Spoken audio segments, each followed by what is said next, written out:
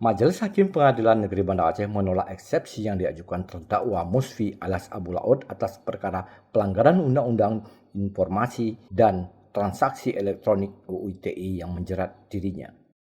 Penolakan tersebut disampaikan dalam agenda sidang pembacaan putusan sela yang dipimpin oleh Ketua Majelis Hakim Pengadilan Negeri Banda Aceh R. Hendral didampingi Hakim anggota Hamzah Sulaiman dan Saptika Handani. Usai menolak eksepsi Abu Laut, Hakim kemudian memerintahkan jaksa penuntut umum untuk menghadirkan saksi-saksi guna pemeriksaan pada sidang lanjutan. Abu Laut hadir di ruang persidangan didampingi kuasa hukumnya. Muhadir mengatakan alasan dirinya mengajukan eksepsi kliennya lantaran jaksa penuntut umum dalam dakwaannya membuat rumusan berlebihan sehingga terdakwa melakukan tindak pidana yang berat.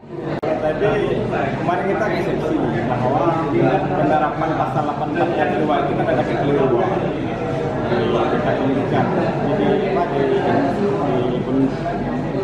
oleh penuntut umum. Jadi katanya putusan sela. Jadi eksepsi kita ditolak semua majelis.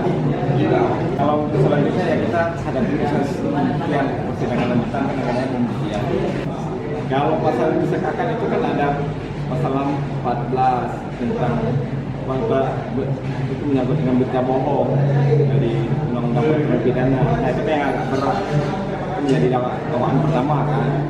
Dan kemudian selanjutnya itu ya tentang pencemaran nama baik yang di ITE juga dengan yang dari KUHP. Iya, penahanan kota itu dari diajukan dari persidangan pertama ya. Dan berkas ada tanda hakim. Keputusan dari majelis hakim nanti ya. Selanjutnya sidang perkara Abu Laut akan dilanjutkan ke agenda pembuktian dan pemeriksaan saksi-saksi pada pekan depan. Dari Banda Aceh, Lala Nurmala melaporkan untuk Puja TV Aceh.